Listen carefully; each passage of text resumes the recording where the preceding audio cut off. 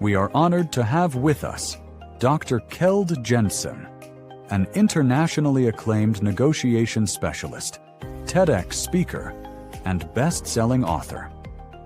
Ranked number 3 on the 2025 Global Gurus Top 30 list, Dr. Jensen is the creator of the SMARTnership negotiation concept, recognized among the top negotiation training programs worldwide. He has advised leading companies such as Rolls-Royce, Lego, Chevron, and Novo Nordisk, as well as governments including Canada, Denmark, and the UK. With 27 books published in 16 languages, Dr. Jensen has shaped how leaders and organizations approach negotiation, trust, and value creation across the globe. Today, we celebrate the release of his newest book, The Smart Negotiator, a powerful contribution that will inspire professionals everywhere to rethink how they negotiate and collaborate. Please welcome Dr. Keld Jensen. Dear Keld, thank you again for accepting our invitation to this interview at Negotiations for Project Managers.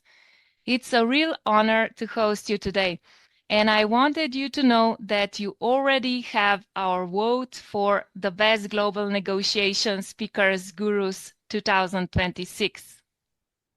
Well, thank you so much. I appreciate that. Yeah, so if you are ready, now we can go to the first question.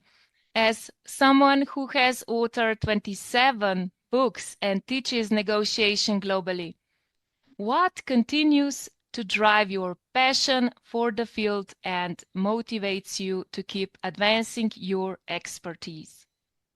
It's actually a great question. I think I've asked that question myself as well. Why do I keep doing it? And to be quite honest, about 2 years ago, I was thinking, do you know what, I'm done. There's nothing more we can write about negotiation. And I'm saying that, and I'm actually even provoking a little bit by saying, I don't think we need another book on negotiation because there's really so many great books out there. And the challenge right now is not information about negotiation that we need. It's actually people start using what they're reading in the books. And, you know, every year we see 10, 15 new books on negotiation coming out. And I'm actually thinking, do you know what? We don't really need them. Having said that, obviously, about 2 years ago, I thought, hey, do you know what? AI is here. And AI is probably to negotiation what electricity was to humankind when that came around. It's something that is so evident, so important that we need to learn more about it. How do we utilize that? How do we embrace that in negotiation? So long story short, I think honestly, I'm not saying this because I'm religious in any possible way, but I wake up every morning with a mission. And the mission is really, I have a strong feeling that we can all improve the way we negotiate. I don't think we do very well. Many people have never received any training in negotiation. And despite that, they're negotiating every single week, Monday morning to Friday evening commercially, and then they are negotiating in the private life again. And there's obviously a lot of great negotiators out there, but there's a lot of people who really negotiate so poorly. I was one of them way back in my days in the tech industry. I was unconsciously incompetent. I didn't know what I didn't know. So I'm actually using myself as an example and trying to raise the bar, make people understand why we need to negotiate and why it's important to know the tools and the talents in negotiation. So I'm sorry, it was a very long answer to your question. Why do we do it? Well, I'm really driven by this mission that we can do so much better. Thank you. Thank you. Let's move on to the next question. Your negotiation methodologies, SMARTnership, NegoEconomics, and trust currency are widely regarded as innovative and collaborative. Being born in Denmark, often described as one of the most democratic countries in Europe, some might say a win-win negotiating approach comes naturally to you. How much do you think your cultural background has influenced your negotiation philosophy? Additionally, how strongly is this cultural perspective reflected in your signature methodologies like SMARTnership, NegoEconomics, and trust currency? I think that's a very interesting question. John, I don't think I've got that question before, but I really like it because it forced me to think a little bit. And I think it has a huge influence. You know, I live and work predominantly in the US. I do travel globally and do a lot of work internationally, but my home base is the US. So I do a lot of work here. And it actually strikes me once in a while that I am perceived somewhat naive in certain circumstances because I take trust for granted. And that is coming throughout my heritage without any doubt. Because if you take Scandinavia, trust level is very, very high. And trust to me is a commodity. It's a monetary value because listen very carefully. If we have a high level of trust, our transaction cost will go down and our profit will increase. And the opposite will happen as well. If trust is low, transaction costs will go up and profit will decline. I did my doctorate partly on studying trust in negotiation, and we were able to monetize trust and able to identify that the value of trust, in high trust in certain negotiations, has a value of up to 34% more than in negotiation where trust is very low. Now, the reason I'm saying this is because if one company in Scandinavia calls another company and they don't have a history, they don't even know each other, I could call you, for instance, and say, I really like your services or your product. Could you please send me for 300,000? And typically in Scandinavia, the company, the supplier will say, okay, and send off the goods or the services for 300,000 euros without asking any bank guarantee or prepayment or upfront or anything, because there's a level of trust. There's a level of trust that you will pay me. There's a level of trust if you won't, that society will take care of it. Now, when I tell this story here in the US, I see a lot of American business people sitting there looking absolutely puzzled. And I say, could that happen here? And they would say, no, why not? And I say, no, because, you know, if the counterpart has the opportunity to cheat, often they will. And then I get very curious and say, okay, so do we cheat because the opportunity is there? Now, what I see typically in many countries in the world is that if somebody wants to do a deal with a counterpart, there's a huge requirement of contract and attorneys and lawyers and bank guarantees and upfront payment and security documents and NDAs and what have you. All of this is transactional cost. It just makes things more complicated. Now, I don't know if you're aware of that, but Denmark and specifically Denmark is one of the most financially successful countries in the world. And that is despite that the cost of living in Denmark is through the roof. I mean, taxes are the highest in the world. Sales taxes are the highest in the world. Cost of living are among the highest in the world. Production costs are going crazy. Unions are extremely powerful. So everything is just very expensive in Denmark. So you wouldn't believe that they're very competitive. But the single reason that they are very competitive is trust, because it just makes it easy to do business. So I'm actually trying to export the idea of trust to the world because, again, I'm not naive. And I don't think we should be naive. That's the opposite of trust. But we just have to realize trust is a necessary thing to become more successful. So anyway, again, I apologize for the long answer, but my approach to negotiation is that negotiation is not a hostage negotiation. It's not about manipulating. It's not about asking clever, smart questions. It's not about figuring out how we can outmaneuver the counterpart. It's really a group exercise, because why do we negotiate? We negotiate commercially to create and distribute value. That's the only reason two organizations in history has ever wanted to negotiate with each other. And how do we do that better so both parties becomes financially more successful? Through transparency, through trust, through openness, and through collaboration. And it's not because I'm saying it, it's because it makes financial sense. So again, long answer to your question, but I think definitely where I'm coming from has a huge impact on how I perceive the world, how I think we should collaborate. And again, I can only summarize by saying I don't think we should do it just because it's nice to other human beings. That's absolutely okay as well, but we should do it because it makes financial sense. The trust is very hard to get. Oh, yeah. Oh, yeah. And of course, that exists in Scandinavia as well. It's not like Scandinavia is perfect all the time. There is a situation where trust is not there. Now, the method I created called SMARTnership is really a partnership version 2.0. So it's really just collaboration, added transparency, understanding rules of the game, how to negotiate, and the focus on NegoEconomics. NegoEconomics, very briefly, I don't want to bore anybody, but it's a mathematical award-winning model I created that identified that up to 42% of values in a negotiation are often lost between the two parties, the asymmetric value. And we can only, and I repeat, we can only discover that if we have a sufficient amount of trust and transparency and understanding on how to collaborate. So the way I often open negotiation on behalf of my clients, or even advise my clients to open negotiation, is by saying the following. We are here to help you today, reducing your risk, your liability, and your cost while trying to improve your profit. Would you be interested in us helping you doing that? I can promise you when we ask that of the counterpart, they look kind of puzzled, and they even sometimes are thinking there must be something wrong here, but they will obviously say yes because they want that, right? Mm-hmm. And then when they have accepted our introduction, then I add, and by the way, with all due respect, I see that your assignment here today is helping us reducing our cost, our risk, and our liabilities while helping us improving our profit. That is why we are here. That is why we're here to negotiate. So I'm not here to win 100 euros at your expense, and you're not here to win 100 euros at my expense. We're here to create that additional value, then we then split somehow. Is that easy? Absolutely not. Will it always work? Absolutely not. Should every negotiation be like this? Not, no. You know, some negotiation, we want to conduct that in a positional zero sum, but it has to be a choice. But I would say most major commercial negotiations today are long-term. Is not a commodity deal. We're not buying and selling a car, buying and selling a house. It's a long-term relationship.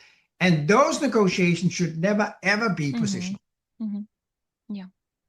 Okay. Is it okay if we go to your new book? I am so anxious to have it in my hands and read it. But, oh, yeah.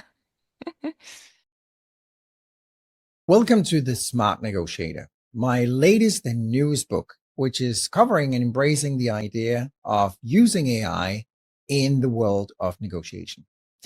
Now, the book is based on a very interesting study we conducted and actually started research in AI in negotiation all the way back in 2019.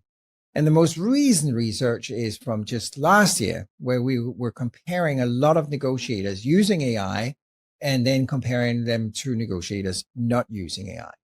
And the conclusion is pretty clear. Those negotiators who will be using AI will replace negotiators not using AI. That is a promise. So if you ever wanted to become a better negotiator, your time is now. This is your opportunity to improve your skills in negotiation, your ability to negotiate, and more importantly, create more value in negotiation.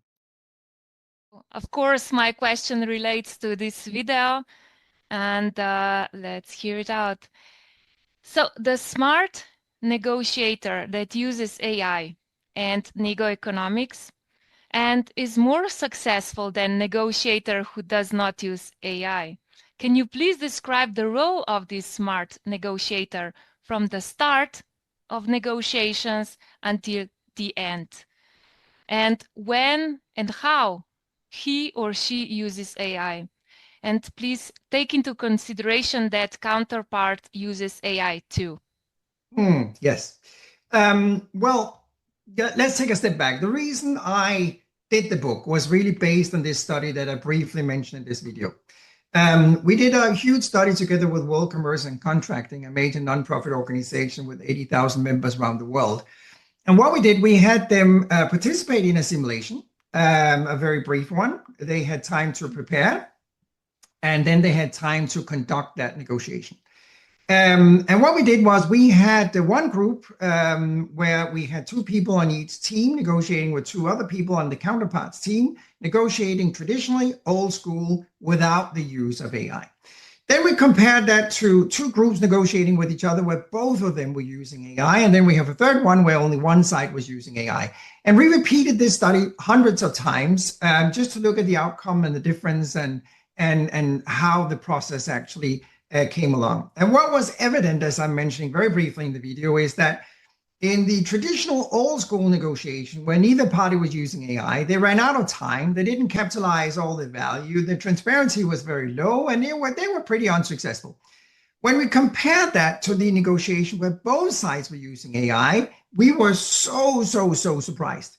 They captured almost all the value in every single negotiation. The preparation was so much better. And here comes the big surprise that even surprised me. Back to what we just talked about in the previous question. trust, transparency, openness, and honesty went through the roof when both parties were using AI. So they just became more credible, more honest, more open. And because of that, I believe they captured more value. So anyway, that made me think we need to do a book on this project. We need to write why AI is not a nice thing to have in negotiation, but a need thing to have in negotiation. So in the book, I'm basically describing 10 different areas where you have to use AI.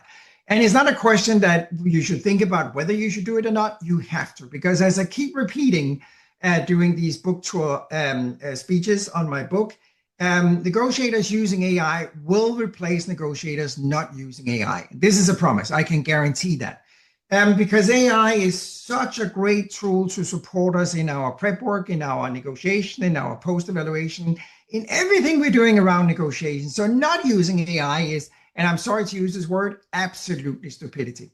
What scares me a little bit is that, I'm doing a lot of keynotes, and I may be typically having an audience of 500, 600, 700 people in the room.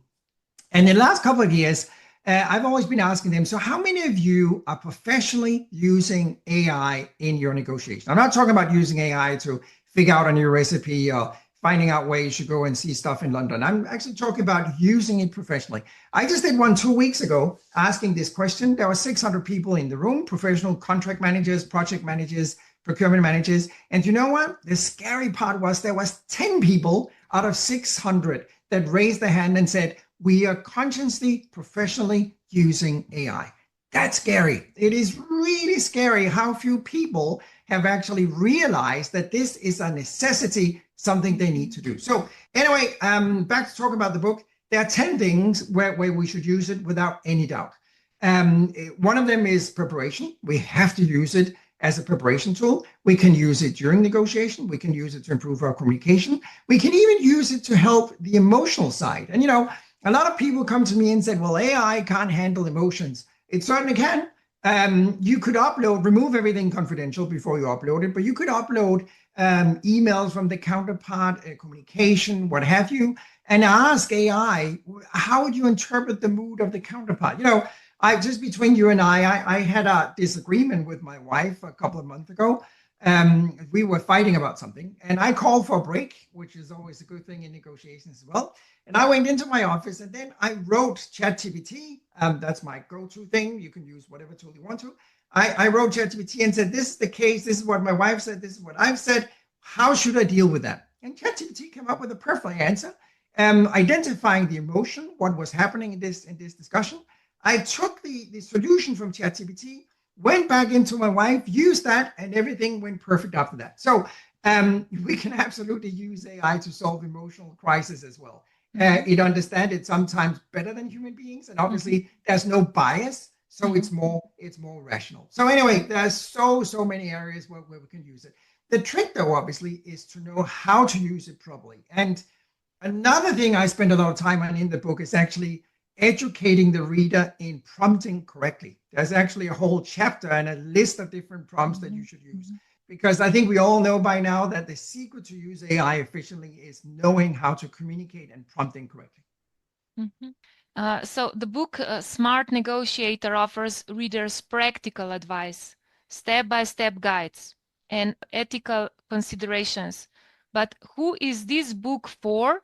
And why, in your opinion, they must read the book? So you mentioned already the effect of AI, but...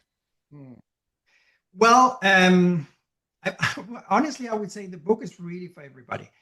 Now, I call myself a commercial negotiator. And the reason I'm saying that is because I'm focused on generating value in negotiations. Obviously, we have different kinds of negotiator. We have price negotiators, we have hostage negotiators, we have commercial negotiators. We have different kind of areas within negotiation. And this book is predominantly written for commercial negotiators. But anybody could really benefit from it. Anybody who negotiates, that's all of us. We just talked about, you have 2 kids. I have kids. Everybody who have kids negotiate. Do you want to know how to negotiate better with your kids? Well, use AI. Do you want to learn to negotiate better with your boss? use AI. Do you want to negotiate better with your suppliers? Use AI. So it's really for everybody. But should I single somebody out? I would say procurement, project management, supply chain management, sales management in general, and legal. They would be the areas that absolutely need to study AI. Whether they choose to buy and read my book or just do whatever they want is not important, but they need to study AI as a minimum. So I would say that's the target market. Okay, thank you very much. And let's end today's interview with this question.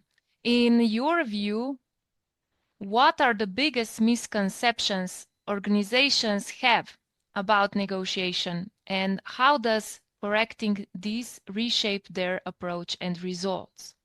I think that's a great question. I think one of the biggest misconceptions is not understanding the importance of negotiation, taking it for granted and letting their staff just negotiate based on experience and not knowledge. I often ask my audience, how many of them who got an official negotiation strategy? Just like my question on how many is using AI, the typical average answer scares me as well, because it's very, very few organizations who have a formal negotiation strategy. They have a communication strategy, they have a go-to-market strategy, they have a research and development strategy, they have whatever strategy any business school in the world have taught us that we need, but they don't have a negotiation strategy.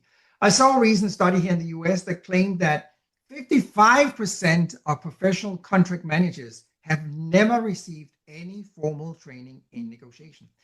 And I think that's the biggest misconception, that organization thinks that the employees can automatically negotiate. And I apologize for my language, but that's a load of BS. I mean, that would be the same thing as you hire somebody and believe they can do legal stuff, or hire project managers without any formal training and think they can do that greatly. Of course they can't, because we don't have the training. And it's not good enough either, just letting somebody basing their knowledge on experience or looking at another colleague. You know, sometimes I meet people who come to me and say, you know what, I don't think you can teach me anything about negotiation because I've been negotiating for 23 years. And of course, I do meet a lot of people who are very good at negotiating, but sometimes I meet people who claim they have 23 years of experience. In reality, they only have one, and then they just copied that 1 year experience 23 times. That's not 23 years of experience. That's just repeating the same mistake over and over again. So my general approach to this is, you know, don't rely on experience. Don't rely on what you think might work, because that might work for you once, but you have to relate to knowledge, research, study, and it's an area that you have to focus on. So the greatest misconception, I would say, just to summarize, is that organizations don't understand how important negotiation skills are for their success, or the lack of it. Thank you. I so much agree with you. That's why we are here too. And dear Dr. Keld Jensen, thank you so much for joining me today. And it was an absolute pleasure to speak with you and hear your insights on negotiation, trust, and leadership. Your experience and knowledge are truly inspiring, and I am confident our audience will gain immense value from your perspectives. I wish you all the best in the name of the team of negotiations for project managers, and the best in your ongoing work too. And we will be following your future projects and publications with great interest. Thank you again for sharing your time and expertise with us. It was a privilege.